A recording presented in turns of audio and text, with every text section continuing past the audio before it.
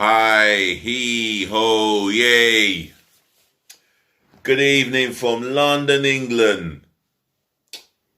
Apologies for no afternoon recording. I had a bit of a nap and it was quite a long one. The main thing is I'm here again, keeping it going as long as I can. Yes, before I get started, make sure you smash the likes, the thumbs up like button for me.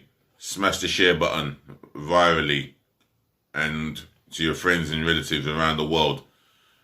Flood my comment section below with your positive feedback, etc, etc. And subscribe to my channel. That's myself and I, DLG Reppin. And without further ado, welcome again to DLG Reppin, my channel. Delhi, London, Guna. Romeo, Echo, Papa, Indigo, November. So let's get through the headlines. Vaccine. Fans attending England's Euro 2020 groups games will required to show proof of vaccination or a negative test before entry. Now that for me is just an excuse to be controlling. This is just disgusting. How can you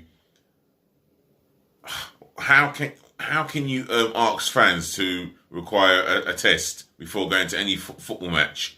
It's just the future. Seriously? Not impressed with that. And Man United's attacking midfield player Donny van der Beek will miss Holland's European Championship campaign through injury. And then I've got Tuesday's gossip column. So that is to come later on. So let's get through this one. This is about the vaccine proof. And as it's written in yellow writing as the head title, vaccine proof or test to be used at Wembley.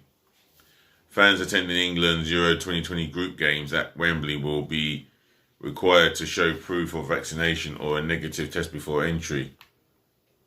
UEFA says UK-based ticket holders aged 11 or over can show proof of full vaccination with both doses received at least 14 days before the match. Those not fully vaccinated must show proof of a negative lateral flow test taken within the previous 48 hours. Okay. That seems interesting to me. Well, it's just crazy, isn't it? England play Croatia in their opening group game on Sunday, which is true. So this test will be going ahead next Sunday. Right. I mean, to show proof of a vaccine or something, as it says here, hang on. Proof of vaccination or a negative test before entry. So imagine the steward security are going to be asking for proof of vaccination or a negative test. And I'll tell you what, I haven't had a test as yet, but I'll tell you what, I'll need to get it sorted out. I mean, I've been invited to the hospital to do so at any given time I will go for my test, but it's just a matter of time. Anyway, that's enough of me, and let's get to the football headlines. And this one here will not impress the Netherlands national team, but then again, this is a player who's not started regularly for Manchester United. Anyway, speaking of him, injured Van der Beek out of Euro 2020. That's the head title written in yellow, by the way. Manchester United midfielder Donny van der Beek will miss the Netherlands Euro 2020 campaign with a groin injury. The 24-year-old endured a difficult first season at United, making just 4 league starts after signing from Ajax last summer. 4 league starts since last summer signing from Ajax. he's got an opportunity to get into the Manchester United team, or with Solskjaer at the helm and the system that he plays, he's going to require to be picking players based on the plan that he has for every game. And if Van der Beek does not feature part of his plan, I think he's going to have to make a decision on his future. Anyway, reading on, Van der Beek has won 19 caps and played for his country in their 7-0 win against Gibraltar on the 30th of March. The Netherlands head coach Frank de Boer has not replaced the midfielder in his squad. Well, I still think he's got a little bit of time to do so. It's a shame for Holland. More shame for Holland than it is for Manchester United, let's be real. He's never in that midfield, pivotal part of the midfield in the two that sits in front of the back four, or in the attacking three. So it's a case of him coming on as a substitute more or less, then he starts games. An attacking midfielder, a goal-scoring attacking midfielder. I mean, Donny van der Beek at Arsenal, I ain't going to lie to you, that would be good, but depending on the system, he would only end up on the bench. So, unless we change the system, we've already got a player who scores goals from midfield, and he did that while being on loan at Newcastle. Donny van der Beek, I'll tell you what, at Newcastle, I think a team like Newcastle, he would thrive. I'm just saying. Anyway, let's get to the gossip column for today. Manchester City manager Pep Guardiola wants to sign Aston Villa and England midfielder Jack Grealish this summer. Well, I'll tell you what, he's the closest thing that we have got to a Paul Gascoigne, and I'll tell you, if they give him a free role in the Euros, I'll tell you what, he will cause problems. He is so technically gifted and talented. Still 25 years of age, He has been absolutely phenomenal, and I'll tell you what, he's only going to get better because he hasn't hit his peak yet. And this is a story coming from ESPN. A story coming from The Sun is Tottenham Hotspur want at least 150 million in cash only deal for England striker Harry Kane if chairman Daniel Levy lets the 27-year-old leave the club. Now that's the going rate, even though I feel that he's worth between 80 to 100 million in my own personal opinion. How much is Harry Kane worth in your own opinion? Drop it in the comment section below. That's a question from myself, DLG Reppin. Manchester United have edged closer to agreeing a deal to sign Jadon Sancho from Borussia Dortmund after the asking price for the 21-year-old England winger fell to 80 million plus add-ons times. That's coming from the Times here, and I think because of the reduced price of his tag, Mr. Sancho will probably sign for Manchester United, hopefully sooner rather than later. And if they get him, and they've got another addition to the squad there. Portugal forward Cristiano Ronaldo is exploring his options elsewhere despite being in talks with Juventus over his future at the club. Another story coming from the ESPN.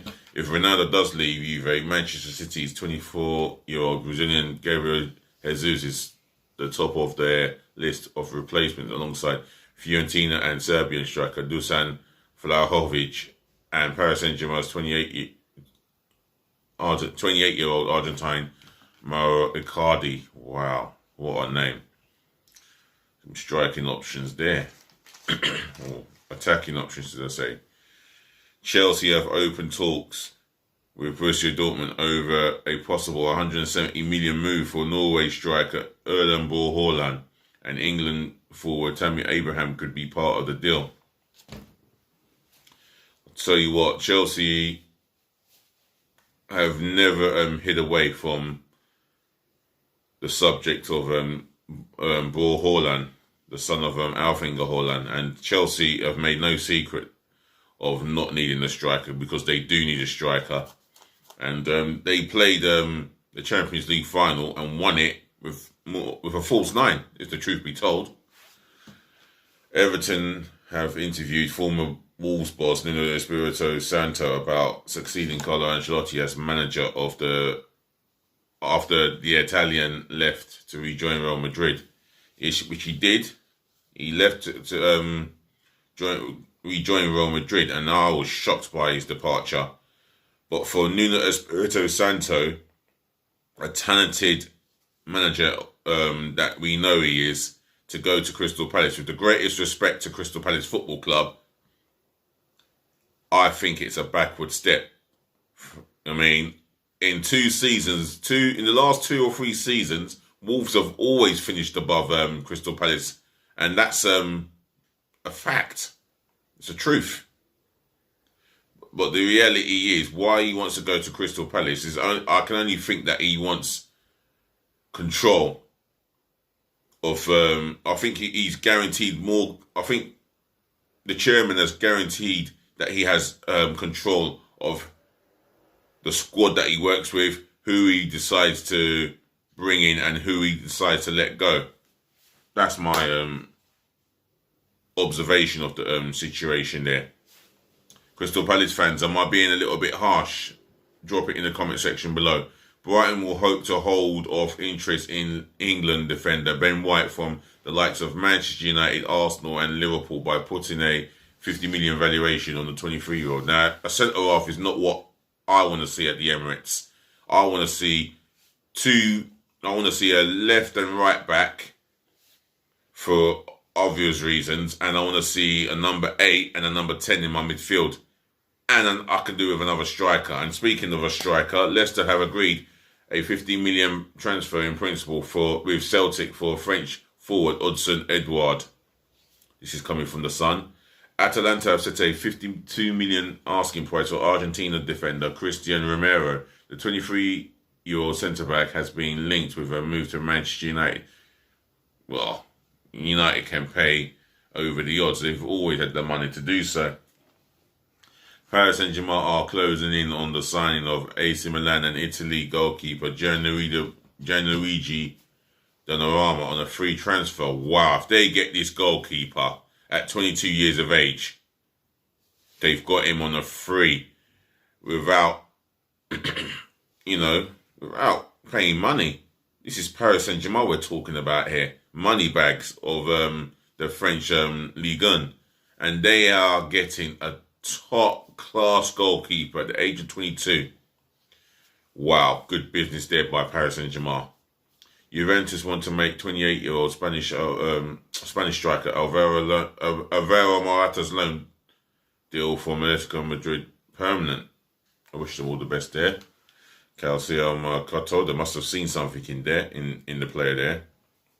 Newcastle won the beat Southampton to the signing of Leicester City's English midfielder Hamza Chandri. Now, I'll tell you what,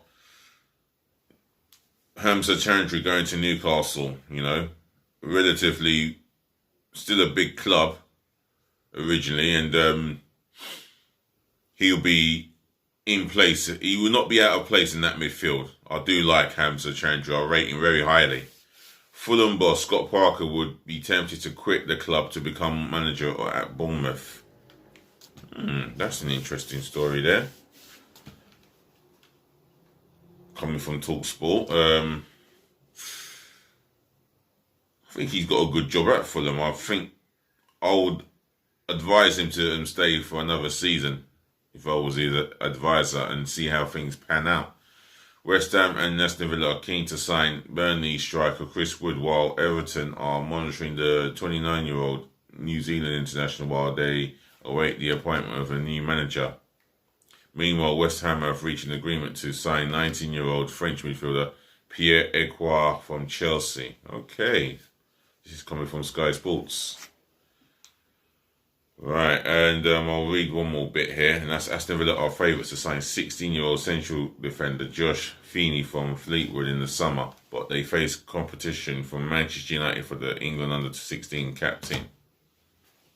That's interesting. A young talent who's plying his trade in League One, I believe, with Fleetwood. You never know. Alternatively, maybe, but I think he's going to be one to be put in the under 17, 18 team and see how he does from there. Anyway, I'm out of here. This is the end of my recording. I would like to think I can be back with another DLG Reppin's daily transfer news in the context of Arsenal, and just talking all things with Arsenal. So keep an eye out for that.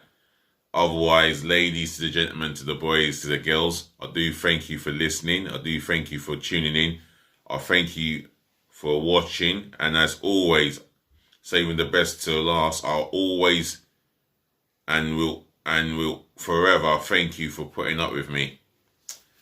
I know I can be late at the best of times, but I'll give you my sincere apologies if I don't follow what I promise. So it's good night to you guys from wherever you're watching around the world, whether you're in, I don't know, Cambodia, whether you're in Turkestan, shouting out to those in Turkestan for the first time, shouting out to those who are watching in Somalia, shouting out to those who are watching in Israel, shouting out to those who are watching in Ethiopia, shouting out to those who are watching in Bahrain, shouting out to those who are watching in Palestine. Get well soon. Wish you all the best there. Shouting out to any football fan watching in Dubai, shouting out to any football fan watching in New Zealand, shouting out to any football fan watching in Cote d'Ivoire, shouting out to any football fan watching in Trinidad and Tobago, shouting out to any football fan watching in Bahamas, shouting out to any football fan watching in Barbados, shouting out to any football fan watching in Germany. I'm shouting at all football fans around the world. Anyway, don't forget, don't forget I'll be back tomorrow afternoon, hopefully. Otherwise, it's peace, love, and bless again. Be good to your friends, be good to your family, be good to your friend. Let me speak. Be good to your relatives. If it's good morning or good afternoon to you, have a nice day. And remember, be nice.